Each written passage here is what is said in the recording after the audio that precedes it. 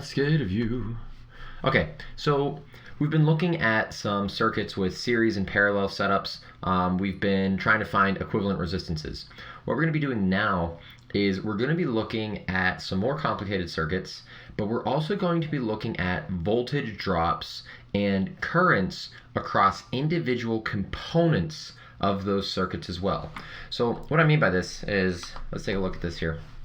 If I set up a circuit here with some EMF, some voltage source, let's say it's 12 volts, and then let's say I put two resistors in series, like this. We'll call this resistor here, and we'll say it's 8 ohms. We'll call this one 4 ohms, okay? I need to lose 12 volts across this entire circuit, but how much voltage am I losing just across the first resistor? And then how much voltage am I losing just across the second one? So that's what we're going to be looking at here. And for series circuits, there are a few key rules that we need to remember, and this is for series circuits here. So for series circuits, the voltage across each resistor is different, okay? So the voltage across each resistor is different. Or it can be different, okay? If you have two identical resistors, they're gonna have the same voltage drop across them. But if you have two different resistors, they can be different, okay? They can be different voltage drop across each of them. What is the same on a series circuit is the current. That current I is the same along the entire path. So I like to think of this like a river, okay? I have 12 potentials, so I've got a river that starts up high and then ends down low, so the water flows down. And as that water, the current is flowing, it only has one direction to go. So if this is my total current here, the total current's passing through the 8 ohm, the total current's passing through the 4, and the total current's coming down here.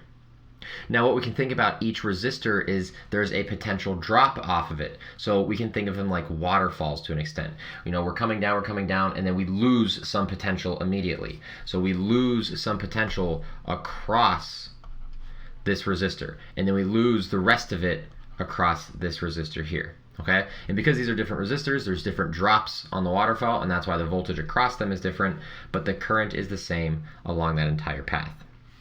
Now, if we look at a parallel system, things get a little bit different. So we'll still set up the same 12 volt battery source, but then let's take a look at this. We'll move our 8 ohm resistor up top, and we'll put the 4 ohm resistor down below. When we do this, the voltage drop across each of these resistors is actually going to be the same. So whenever you're in parallel, the voltage drop across each resistor, or rather across each node point, in this case it's just resistors, but if I had, here, let's do this. Let's put two resistors here. Okay, the voltage drop across node points, so from the start of this parallel branch to the end of the parallel branch,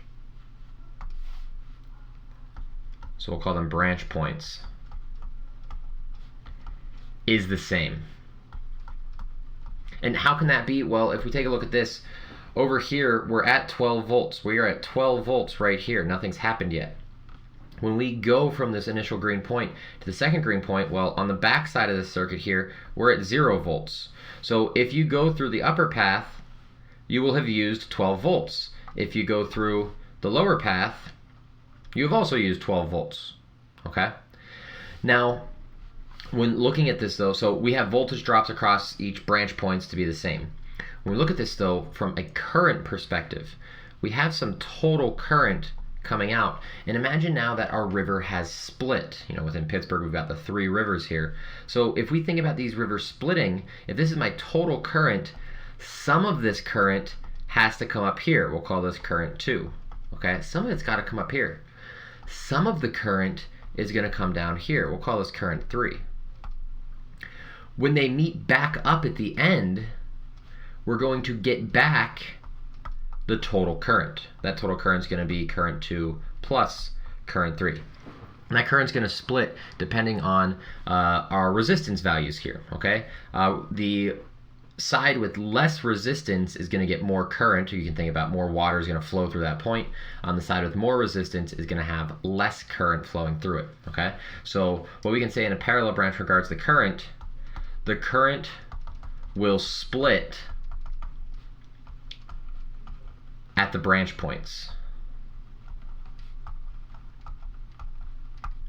Okay, and these are the big ideas whenever we're looking at more complicated circuits and we're trying to find individual things across them. We're going to be diving into, how can you find just the voltage drop across this right here. This is a parallel within a series, so things are kind of getting more complicated as you go through there. Okay. One last thing I would just like to point out, and this has to do with actual measurements. So if you have a multimeter, or as students many years ago said, a multimeter, drove me nuts. If you have a multimeter, then if you want to measure on a basic circuit where this is just like 12 volts, we'll just call this a 12 ohm resistor. If you want to measure the voltage drop across this resistor, we know it's going to be 12 volts. Here we're at 12 volts, and out here we're at 0. So we know it's going to be 12 volts. So how do we measure that? Well, if you want to measure the voltage drop across a component, such as a resistor, you need to put that voltmeter, the multimeter setting of a volt, you need to put that voltmeter in parallel. You need to say from here to here, what is the voltage drop? And we draw a voltmeter, which is just a setting on a multimeter with a circle with a V. That's how you draw instrumentation. Notice this is like a parallel branch here, but this voltmeter is in parallel. We're saying, what is the voltage here? What is the voltage here? This will calculate the difference between them. If you want to calculate the current flowing through, well, I'm not comparing two sides of things. I'm just saying, what is the current that is driving through our system? And to do that, we put in an amp meter, setting of a multimeter, in series. So the way we do this is, if we want to find the current in this circuit is going to be the same everywhere. We only have one path. So we can drop an amp meter anywhere we want. I'll just drop one here, and notice that it's in series. The current is actually flowing through the amp meter.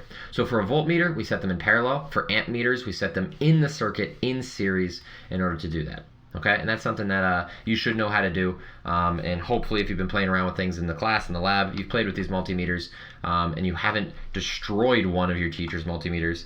They're not expensive, well, some of them are, but it is annoying whenever you blow a fuse on one of them, and you gotta get that sucker repaired, okay?